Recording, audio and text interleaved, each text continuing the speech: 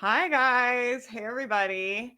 It's Mhm. Business Power Hour. I'm so excited to be here. I'm here with Megan. She's amazing. We're going to talk about website things. I'm going to check real quick. I don't trust Facebook. So I'm going to check that we're live. Why don't you go ahead and introduce yourself, let everybody know who you are, what you do, and then we'll get into talking about all the things. We're going to talk about making your website convert, you guys. I know this is Awesome. something people are interested in. So I then love that. So that's my cup of tea. I can't wait. My name is Megan Taylor. I am a copywriter and messaging consultant. I work in the online entrepreneur space. So I work with online service providers, agencies, course creators, digital product sellers. Basically, if you sell your stuff online, you're my kind of people.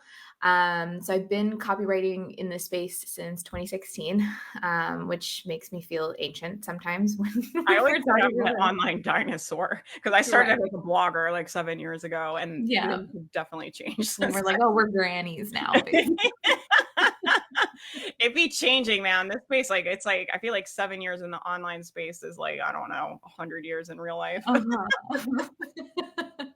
So, yeah, I've been doing that for a long while, and then about 3.5 years ago, I launched the Copy Template Shop, which helps online business owners who prefer to DIY their copy. Maybe it's for budget reasons, maybe it's for voice reasons, whatever it is, setting you up with the really specific templates to help you get stuff done and sell more things in your business. That's awesome that you're doing that. I love templates because I just think it's such a good way to be able to get somebody professional to help you without having to pay for I know some of you guys don't know, but copywriting be spendy, y'all. That is a spendy hire. So if you can't afford a copywriter yet, you should definitely go check out those templates because it's like you get Megan to help you with your copy without having to hire a professional copywriter. It's So literally like you just get a piece of my brain you're welcome. with Hello. what What you could be yeah, better than that? So I want to talk to you about, we're going to talk about websites that like, convert. I'm like almost embarrassed because I'm thinking in my head, I'm like, oh my gosh, everything I want to change on my own website. My website is we're like, all it's so there. outdated. But I am in the process of starting to think about redoing it and updating it. So I'm excited to pick your brain because I'm going to ask you all the things. I'm like, give Cool, me all of do your it. tips.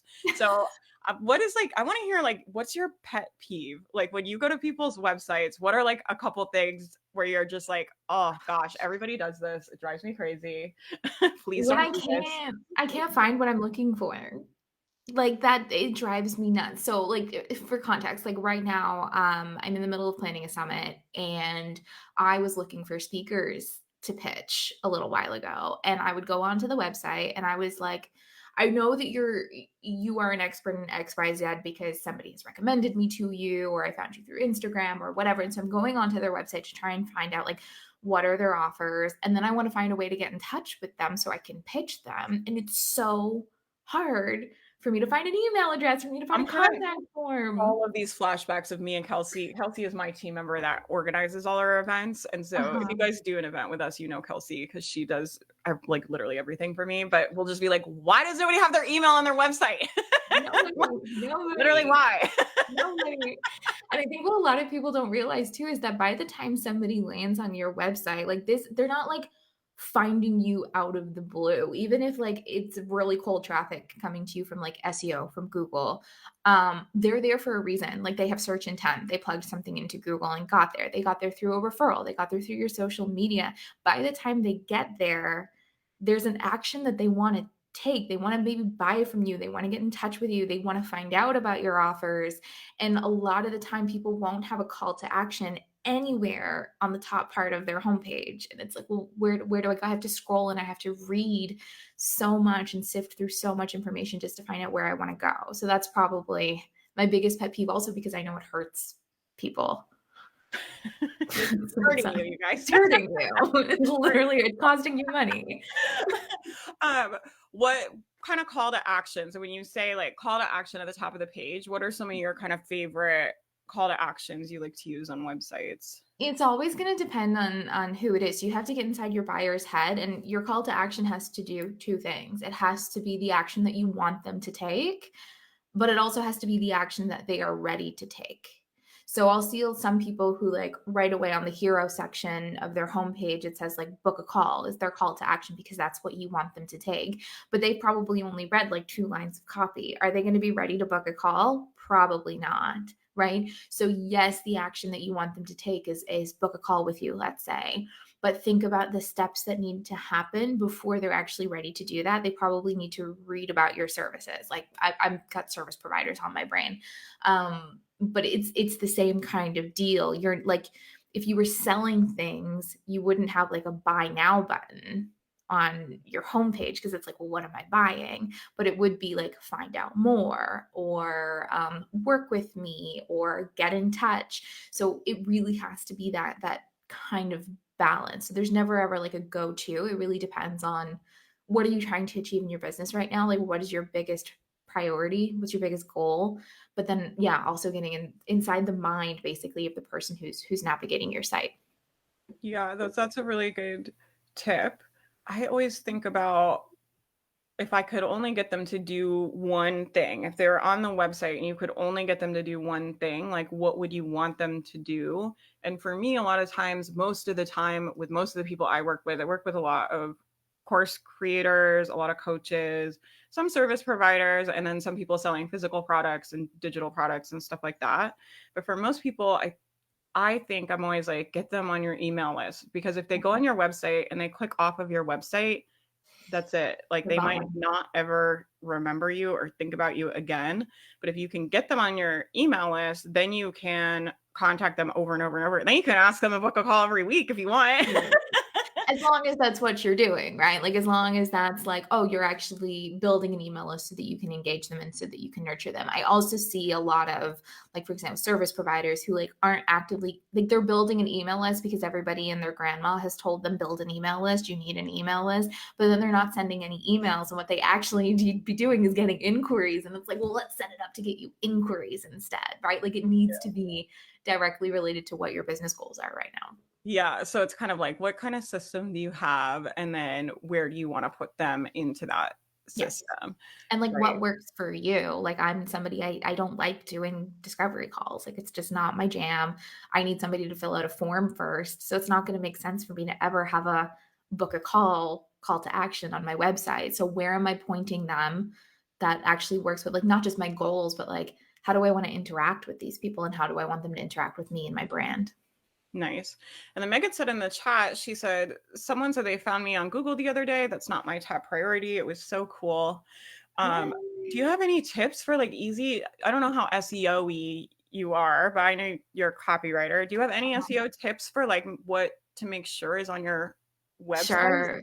I I can have a whole, like, mini course dedicated to, like, what for me is like a one and done simple SEO. So SEO can be so complicated and so overwhelming, and I'm definitely not an SEO expert. I just say that I'm an SEO informed copywriter.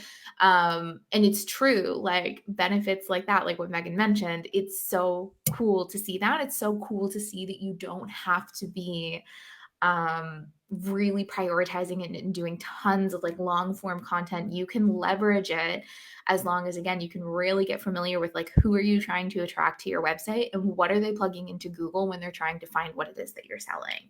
And if yeah. you do that and if you can base your website content around those keywords, Google is getting smarter and smarter and smarter.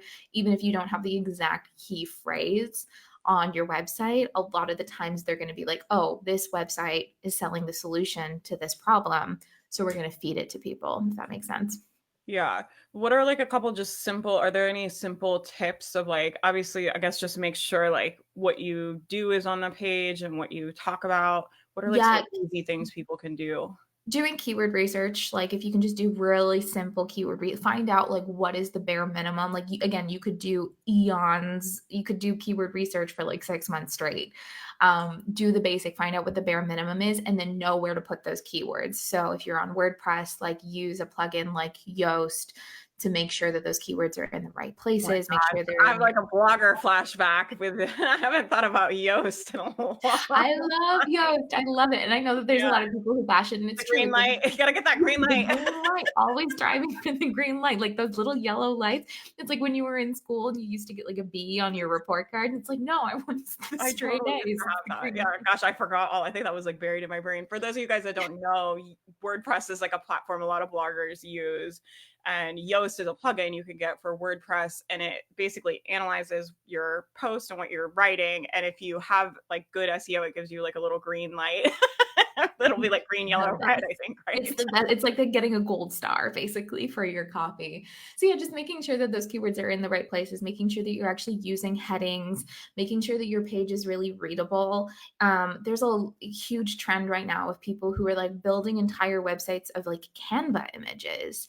And like, yes, I get it. That makes it a lot easier to design something. Google can't read that. Google is not reading the text that's on your images. If you're putting time and effort into writing really good copy, don't let it sit on graphics where nobody can actually read it, right? Like you need to have headings. It needs to be actually on the page.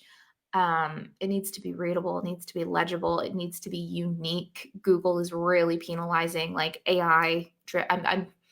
We don't have to talk about AI. It's such like a huge topic. I use it. Copywriter trigger word, I think. Literally. But it's good. Like they're looking for unique, original content that provides actual value. If you're following good copywriting, like chances are you're going to benefit from SEO automatically. Yeah, that's a really good tip, you guys, because I think a lot of us overlook like the titles and the headings on your website and like making sure, just thinking to yourself, if somebody was Googling me, like what would they be searching for, and putting those things just in your title and your headline. I'm like the guilty person of that because I make a lot of landing pages for events and I never like bother to update them, right? And like page description and stuff in them. We're not trying to rank on search, right? But on your main website, you definitely want to make sure that stuff is filled out, that it has keywords in it. And when we're saying like keywords, we're really just saying, what would someone search on Google? Like go on Google, go in the search engine and think like, what would someone be searching for? And a really good little tip is like, if you go on Google and you type in a couple of your keywords, it'll often give you like the longer, right? Like the longer version. And a lot of times those are really good things to put in like your heading or your description, stuff like that. So, and they're usually longer than what you expect. Like a lot of the times when I'm doing a website copy project for a client, I'll be like, are there any keywords you're trying to rank for? And they'll be like a social media manager and they'll be like, yeah, I want to rank for the words social media, Instagram. No, like you're never going to get on the first page of Google for Instagram because Instagram's up there. You need to get really specific. Like for me, even copywriter or copywriting is a really generic term. I'm never going to get on page one, but I am on page one. If you search like female copywriter or copywriter for online entrepreneurs, you're going to find me there because I know that that's what the people who are specifically looking for me are interested in, and then that's what they're searching for. Yeah, that's a really good tip, right? Because I think sometimes people forget that. I always say that about podcasts. I'm like, I have an online business podcast. I'm like up against like Amy Porterfield and people that have like make millions of dollars, right? And have been on the internet forever and have huge teams. I'm like, we're not gonna rank on iTunes like searching for business, but we will rank for like blogging and like stuff like that, right? That my podcast like will show up for. So that's just a good thing to keep in mind when you guys are thinking about how am I going to be competitive in really competitive spaces. A lot of times this is why people always talk about niching down, right? But it's like really just getting really narrow. And a lot for SEO, that means like going after more narrow keywords. They're longer. They end up being like long, they call them like long tail keywords or whatever, but it just means like a longer phrase. Something longer people are putting in Google. I always try to talk in like layman terms for people because I'm like, not everyone speaks in internet language, like internet speaking. Yeah, that's the language we use every day. Yeah, but it sounds like we're speaking a completely different language. And yeah, you're right. And it's not just a matter of like, can I rank for these keywords? It's like, do I want to? I don't want to be found on Google by anybody who's just typing in copywriter because I don't want to work with anybody who's just looking for a copywriter, right? Like think about who you want to attract into your world and think about what keywords they're using. Putting into Google, right? Exactly. And then start putting that stuff in your heading and in your titles, and Google's smart. It'll figure that kinds of stuff out. Exactly. It's so smart and getting smarter every day. It's creepy, really, when you think about it. Very, yes. We don't, let's not talk about the robot. Don't talk about the robots. What are some what are your favorite like simple things to clean up a website? Or, oh, I have a better question. Mm, Scratch 'kay. that. What's like your must have? What are like your top Ooh. 3 things must have where you're like, everybody should have these on their website? As in, like, pages or as in, like, copy? Whatever. Whatever you think. Oh my god. Oh, that's so tricky. I think making sure that there's, like, an immediate obvious call to action, so we've already, like, harped on that one a little bit, like, as soon as no, okay, wait, let me rephrase that. As soon as I land on your page, the very first thing that I read, your headline on your homepage needs to tell me who you are, what you do, who you do it for, and why the hell it matters. And if I'm not getting that right away, I don't know if I'm in the right place. I'm already confused. People are going to exit out. So your hero section, it's called, like the very first thing people see on your homepage needs to answer those questions for me. Don't try to be clever. Don't try to be unique. Don't try to over keyword stuff so that you can rank for SEO. Just needs to answer those questions. I guess second would be then as soon as you tell me that information, give me a call to action. Tell me what I'm supposed to do next. Um, and then anything that you need, this is going to be super, super broad, but what do you need in order for your reader to make an informed buying decision? Think about that buying journey. What information do they need and in what order? Like what's already in their mind by the time they're coming to your website? How do they find the next step, the appropriate next step for them? Like, especially there's going to be people listening who are like targeting different audiences. Like maybe you're selling to course creators, but also online service providers, and you have different offers for those different groups. Like, how is it really easy for them to find out which of your offers are specifically for them? And then how can they differentiate between them and take that action? So that's really broad. It's not like a very specific thing that you can do, but really, really think about who's coming here and how are you getting them all the information that they need so that by the time they click buy, they're like super confident in that decision. What do you think about I feel like I see kind of 2 camps of websites lately. Ones that are like super minimalistic. Like I was on somebody's page the other day and there's like, no about page and I was like, I don't really know like who you are, like what like Mhm. anything about you. And then I see the other side where people have like they've got blog posts, they've got podcasts, they've got YouTube videos, they've got like there's like so much they've got a store, they've got offers, they've got Mhm. coaching, they've got services and it's like how do you balance kind of like how much is too much and like I love what you said about making an informed buyer decision. People need a certain amount of information Mhm. to know if they're making a good decision buying from you or not. But then also there is an amount I think of overwhelm that can happen on some websites that feel a bit chaotic. So how do Totally. you balance like getting that information between not making it like crazy? Overwhelming. Um, like, just constantly be asking yourself, "Does this have to be here? Is this contributing anything? Is this actually helping my reader do what I want them to do and do the thing that they want to do? Is this helping?" Right? Like, sure, you have, like, really, really great blog post content, but by the time somebody's landing on your homepage, do you actually wanna be directing them to your blog? Or are you really hoping that they're here because maybe they already read a blog post, they really liked what you had to say, and now they're going to your homepage and they want to find out how they can work with you.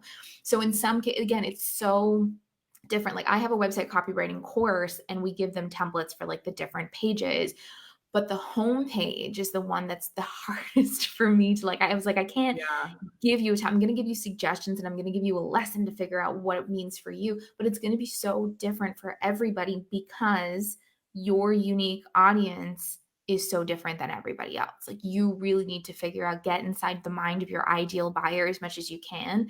Is this information going to distract them or is it going to add to their journey of like navigating my website? And if it's going to distract them, it doesn't have a place there. They're going to find it elsewhere, you know? Yeah, that's a really good point. I like what you said too about, I say that about business all the time. I'm like, I have a program called the Becoming Boss Mastermind, and I really help people with their mindset to make their own decisions in business.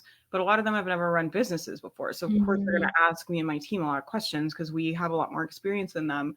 And it's such a fine line between trying to answer those questions and give them good guidance, but helping them, really giving them the information to make the decision for themselves. Cause I'm like, I don't know your business and like, I don't Mhm. know your people and I don't live your life. And like, there's no way like we can know everything about you to know the best thing for you to do. And then it's not like business. I think pretty much everything in business, there's exceptions to like every rule and not everything applies to everyone. And we've all been in those programs, I feel like, that are like, I'm going to give you the step by step, like to have an online business. And it's like, you know, they have a few people that do really well and then a whole bunch Mhm. of people that struggle and try to get it to work and have a hard time. And that's something I thought about a lot is like, why do some people do so well in these programs and then other people just don't get any results? And I just came to Right. this kind of conclusion, like what you were saying, where it's like, it has to be different for everyone. There just Mhm. can't be the roadmap to business. So I think that's Right. a really, really good point about like, you're gonna have to figure out what what information do my people need and what's the best way to do that. And for everybody listening, like no one can tell you that. Like you have to figure that out. Like that's kind of our Mhm. job, right? As business Mhm. owners is figuring that out for ourselves and for our people. Megan has a little follow-up comment that I thought was interesting. She said, can typing out alt text for Canva graphics help, or is it still not as good as direct text on the page? Again, not an SEO expert, but I it's don't not as know good as either. direct text from my understanding. So alt text is the real purpose for alt text. And this is what's really important that I don't think a lot of people realize about Canva Mhm. graphic based websites. It's there for people also who are using screen readers, right? So it's like, that's why if I don't know if you've ever gone into like describe your alt text, there'll usually be like qualifying instructions there that say like if this image is purely decorative, like don't put anything here, because it's true, what's gonna happen is if somebody's using a screen reader, um it's a tool that people who are visually impaired, somebody's going to go onto your website and it's going to read out the copy, and then wherever there's an image, it's going to read out the alt text instead. So here is a picture of Megan Taylor smiling, holding a cup of coffee on her laptop, blah, blah, blah. And it's to give that additional context for the person who cannot actually see. When you're using alt text to like replace direct text and to replace copy, um, it's only like it's not. I don't know how to explain this, but it's not. That's not what it's there for. That basically, that's Well, not the what intention. happened was this is I'll tell you what happened. There was a time where doing the alt text thing, people were hacking Google. Like they were Yeah, like, "Oh, if I stuff all of these keywords into these alt texts, Google like bumps my ranking up." And so people just it was just kind of like a little hack workaround that people were using. It worked really well like 7 years ago. I don't think it's still working well now. I would not keyword stuffing, keyword stuff basically. anything now. Yeah. But there Yeah, was a time like people were doing it because it was working, right? They were like, oh, if we put all of our SEO shit in the alt tech, then the alt thing, it'll bump me up. And Google thinks like, you know, it bumps up my ranking. And so then of course everyone started doing it as happens mhm. online. And it's something people still teach that's just kind of like, you know, Outdated. put the description in there for sure. And I think it Oh yeah, helps like with your overall SEO for that stuff to be consistent. If Google sees like, oh, it's consistent in the writing, it's consistent in the image, it's consistent in the backlinks, all this stuff goes the same, like this, it paints a complete picture for totally. Google. But you don't want to be like, you don't, I think if anything, it would probably not that you're keyword stuffing, Megan, but I'm just saying that's where that came from. Yeah, And there's like definitely. weird little internet trends like that that happen, and then people still teach it like forever and ever and ever because everybody just regurgitates the same information Yeah. around. It's like, And without an eye on accessibility either, right? Like, it's also important to keep in mind, like, yeah, Google's not gonna like it, but also if you have any just people viewing your bad website with user. accessibility needs, you're Yeah, not catering to them. yeah, exactly. You're creating a really bad user experience for some people. Not you, Megan, but like people that do that. I know you're not doing that, but so I thought that was a good question. What about we talked about the homepage? What are some Mhm. other pages you think people should consider having on their website? Or are there any you're like, you really don't need this anymore or anything Ooh. like that? Okay, so this is where it gets a little controversial because this is where it's a very much a say as I do, not a say as I do as I say, not as I do. I recently switched over to a one pager website and I'm really interested to see how this works and how it pans out. But I'm going to tell you, I did it because I'm not trying to leverage SEO. This was for my service based website. We talked about this before the call. I'm not looking to actively book out my services right now. So it was like, okay, this is an easier way for me to handle that website and get something updated out there. For most people, no matter what it is that you're selling, as long as there's some sort of connection based element to your messaging and to what it is that you're selling, you're going to need an about page. Um, there's two types of buyers, right? There's buyers who buy purely based on logic. I want to see what I'm going to get. I'm going to compare that to the price I'm paying. I'm going to evaluate whether I think that that's fair value, and that's how I'm going to buy. Most of us are emotional buyers. And we want that logic aspect. We want to make sure that we're getting our money's worth, but it's more important for us that we feel seen and understood and heard by you, the person who is selling the solution to us. But we also want to understand you a little bit and feel connected to you. This is especially true if you're not just trying to sell things, but if you're also looking for speaking opportunities and you want to be in summits and you want to be in bundles. People need to know who you are. People buy from people at the end of the day. So yeah, an about page is incredibly, incredibly important. I don't care who tells you it's not important. It's totally important. Again, don't do as I do. I don't have an about page right now, but you should have one. I think it's okay to say that, and I'll tell you why. And I do this too. I'm doing this big time in my program I just launched. So we just launched a new offer. It's called Creator Camp, and it's for people to get started on social media to overcome their like fear of visibility and to get comfortable being seen and to give them some good foundational tips to start building a platform that they can like leverage for their business and stuff.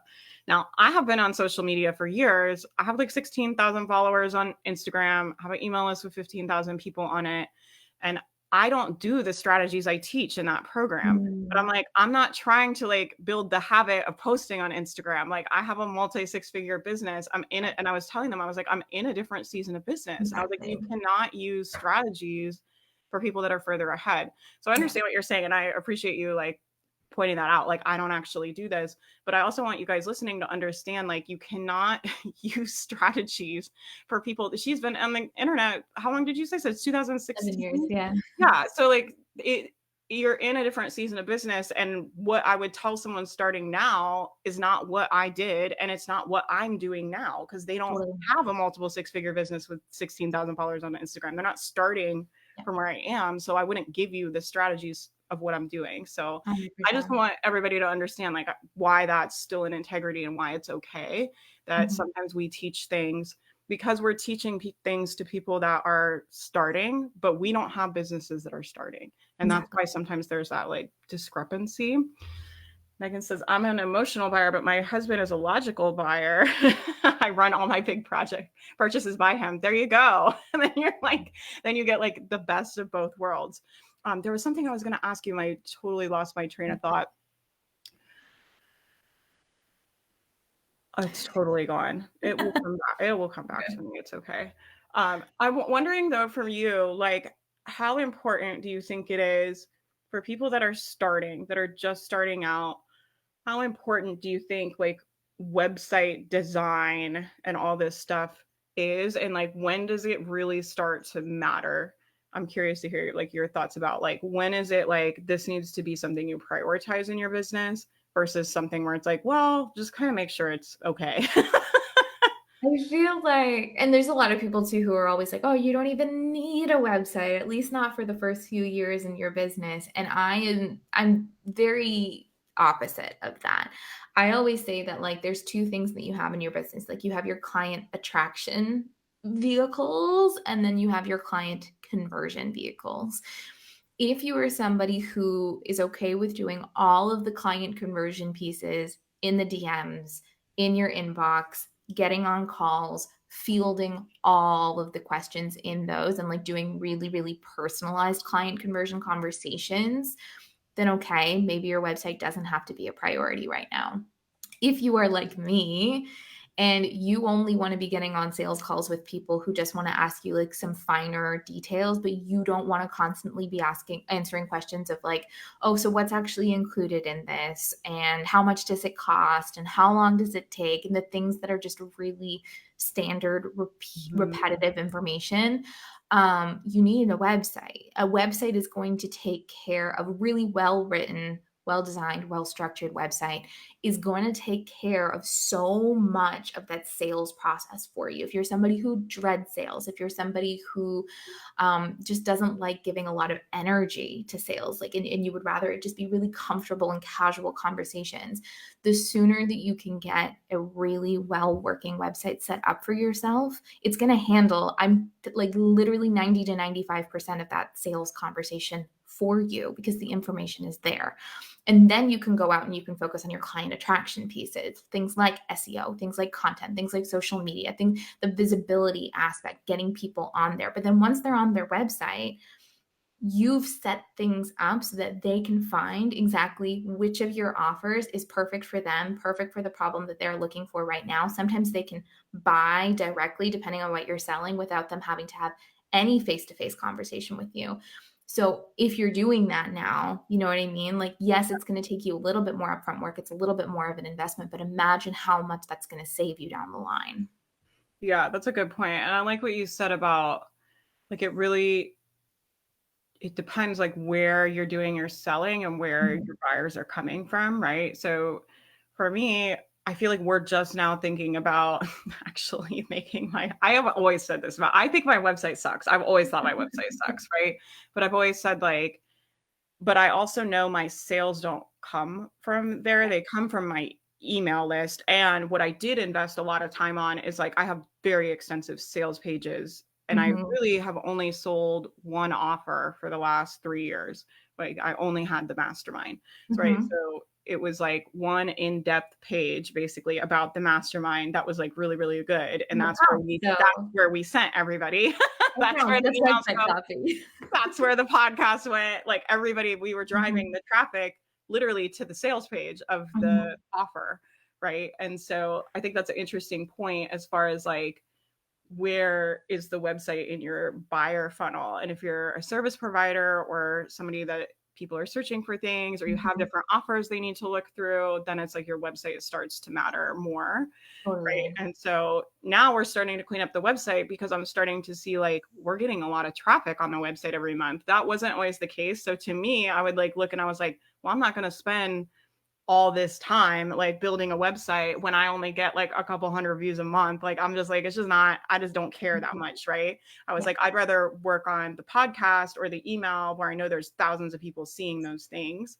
And so I always, but that's part of my buyer's journey where the website really Right. wasn't on the buyer's journey. Like they were seeing me and finding me from referrals, getting on the email list, reading emails, and then clicking from the email to whatever we were linking. Yeah. Usually you don't link your homepage unless Mhm. in the email. Yeah. So for me, that's like it was, and I think it just goes back to like your we were talking about before. It depends on your strategy, right? Like Right. how important that is in your Yeah. client journey, whatever they're calling it now. No, What's the I get what newest you're buzzword? Product ladder. so my it changes literally every day. But yeah, no, you're right. And that's where you were, right? Like it was like, well, people who are listening to your podcast and people who are on your email list, they know you already. But like how many people are going to listen to this interview? And one of the first things they're going to do is go to Google and type in Megan Taylor copywriter. They need to find something. I need to make sure that there's something there for them to find, right? So yeah, like think about the people that you are nurturing. Yes, you need certain elements of copy to continue nurturing those people, but what about the people who are just finding out about you? Like if you're putting so much effort into like visibility, consider that like there's going to be people who listen to podcasts and never go click on the show notes links. They're just going to go hang out in Google or whatever. Yeah, and There's that's what we're seeing now. Like, I feel like now we've reached that tipping yeah, point where there is traffic going to the website, and it's because I have a lot more visibility now, right? And totally. I'm So on a lot use more things. I get to speak at a lot more things, and now it's like, oh, like we need to. Not that I'm saying my website sucks. It's fine. that. it's not Good. like it's not like horrible or anything. Like probably if you guys went and looked at it, you'd be like, oh yeah, it's fine. But to me, I'm like, this isn't something I've really sat down and thought about a lot or put a lot Yeah. of energy or effort I've put as minimal amount of time in it. I feel like that's possible. That's been my strategy with the website. I feel like I'm gonna get kicked out. She's like, come on. No, no. No, I completely get it. I Poor little completely copywriter. my brain is like, I wonder how many people have searched for you and then not been able to quickly find the information they need, and so they've just left. Like, to me, it's like, it's always like the potential, and it's I'm so excited to see what happens when you launch your website, to see, like, is there an uptake? It Like, we like have a call to action. We have a freebie. My offers are there. Mhm. So it's not like they're like putting in Faith Mariah. Sure. It's like, I don't know, a picture of Charlie, my dog, or something. Which happens. It It's not totally what happens. it's not what I would want. I feel like if I were to invest, I would be better if I Right. invested time and money into it, right? Like anything else. So anyway, I was just curious, like your thoughts. And I do think like, yeah, I think I've seen people do it both ways, right? Where they don't have one of my really good friends, Cora Lynn, has a business where they're doing, over 300,000. And I don't think she has a homepage. I think it just goes to her sales page for her program. Mhm. But I also know people that have spent like extensive amounts of money and resources on homepages, and they make a lot of money and they're doing well too. So I think it just depends like where you're at, what your strategy is Totally. If too. you have one core offer, all you need is a sales page, but a sales page is It is a website lot easier to copy. get away with that stuff when Yeah, you're only selling one thing. It's like very exactly. not confusing. Yeah, totally. It's just like, hey, this is me. Do you like me? I have the mastermind. Goodbye. It's But like, that's please it. still make sure that there's at least a way for people to get in touch, right? Because maybe I read that and I'm like, "Oh, I'm not a great fit for this mastermind, but I really want you on my podcast, or I really want you on my summit so that you can get that mastermind in front of more people because it's the perfect solution for them." And if all I see is a sales page and I have no way of actually reaching out to you, like, that's still lost opportunity, right? So always making sure that there's at least, like, God, please have a contact page, a form, something on your website.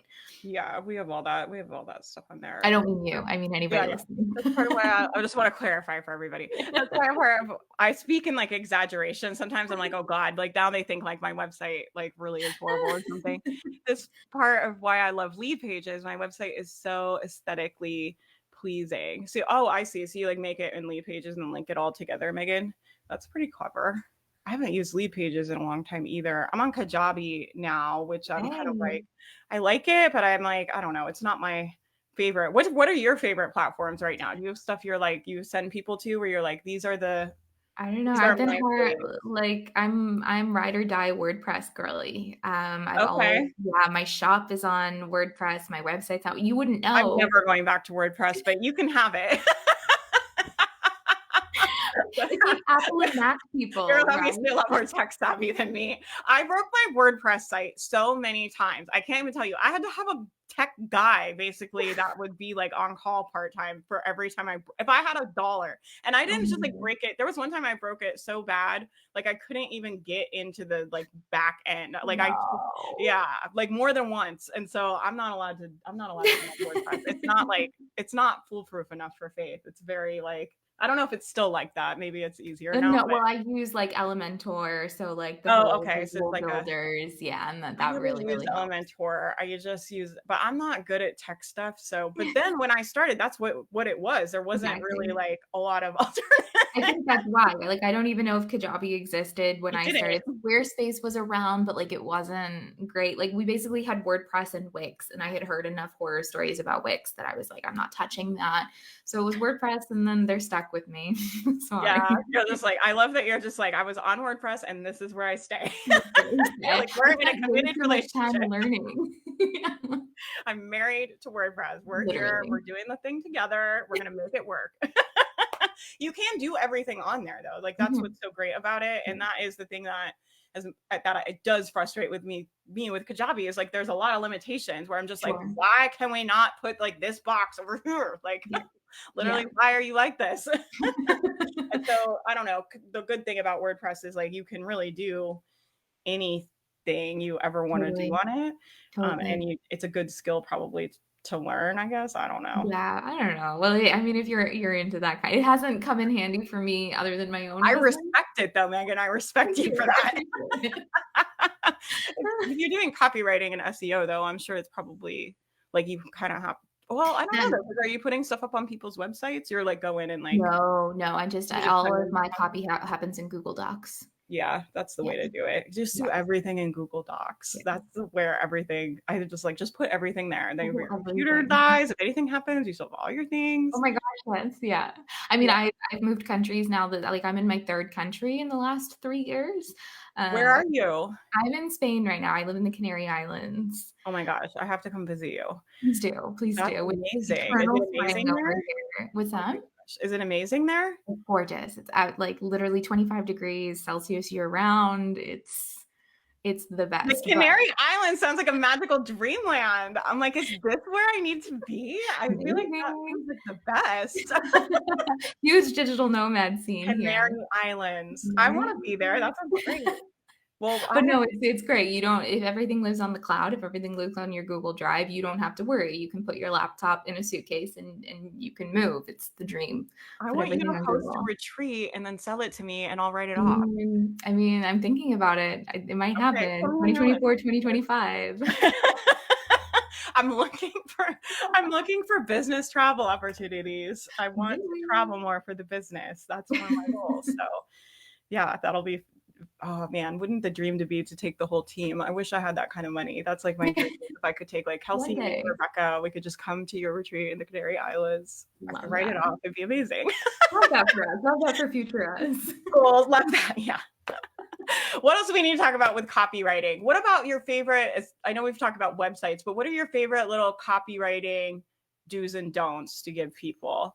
Do you have a couple little quick Um, tips? Do's and don'ts. Ooh, like hot take, if there's a tool that tells you it's gonna help you write your sales page in 20 minutes, don't trust it. Don't do It's it. a scam. Don't do You it. could make a It's whole master class. I could make a whole master class about how to not to I'll get have to get my scammed. soapbox out for that one for sure. But it will. You're gonna get a sales page. You can go over to ChatGPT right now and be like, "Hey, I'm selling this thing. Can you write me a sales page?" Yeah, you're gonna get a sales page. We like in my shop, we don't have a sales page template.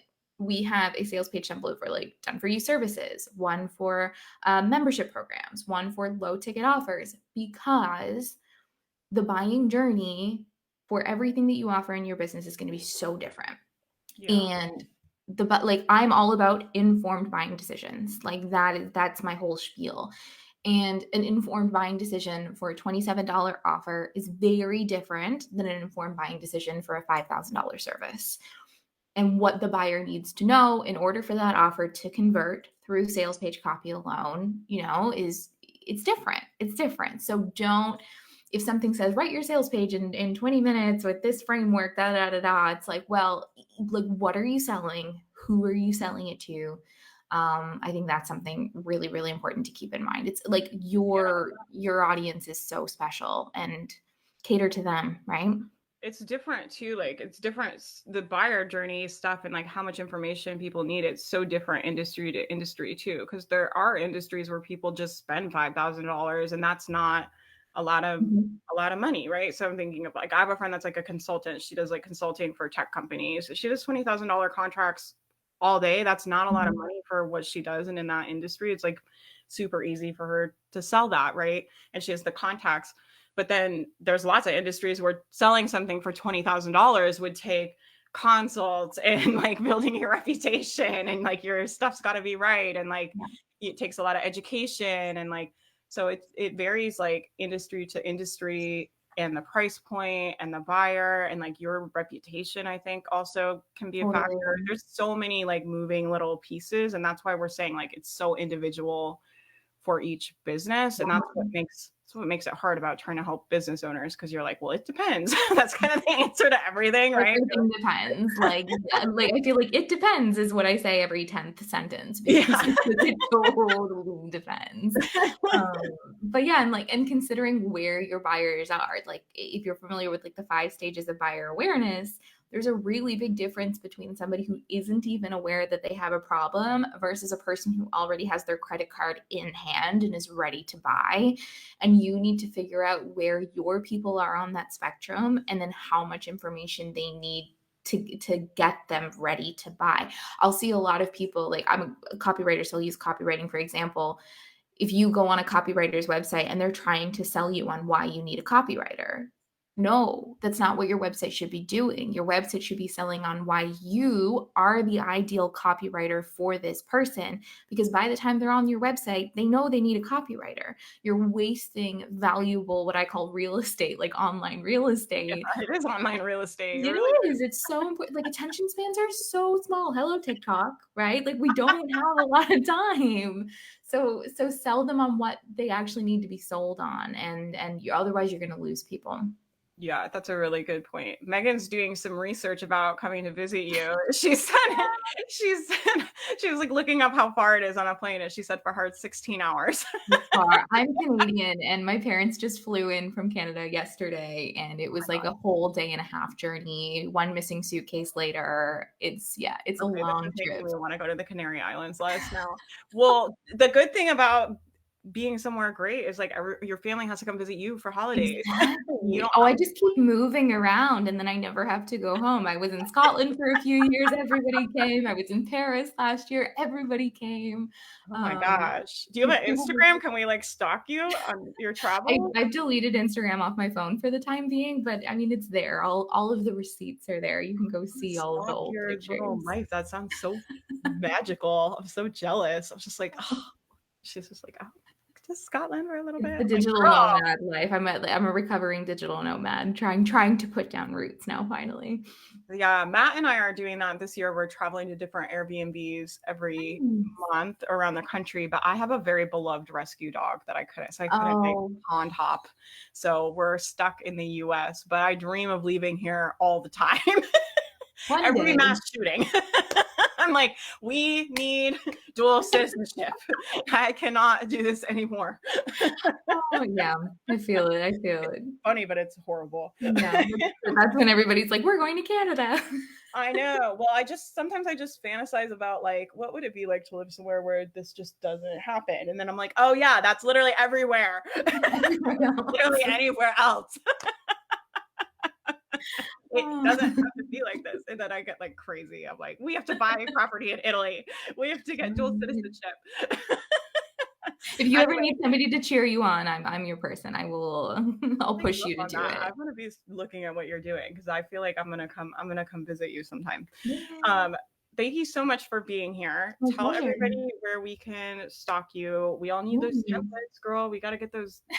Do it, come. So if you're specifically interested in websites, I have a website copy roadmap. It's called. If you go to copytemplateshop.com/roadmap, you're basically going to get your hands on my 5-stage process that I literally follow as a website copywriter. I'm not just giving you something; it's the steps I actually take, and walking you through how you can take them to write your own really compelling, connection-driven website copy. All of the other templates, we've got sales pages, all of the things at copytemplateshop.com. And then me personally, I am at megantaylor.co, not .com. I couldn't get that domain name.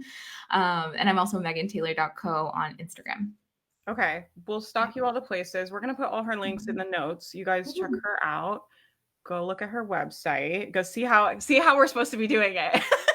Well, no, go look at the shop website. Again, the one pager is Don't completely do an what I experiment. do.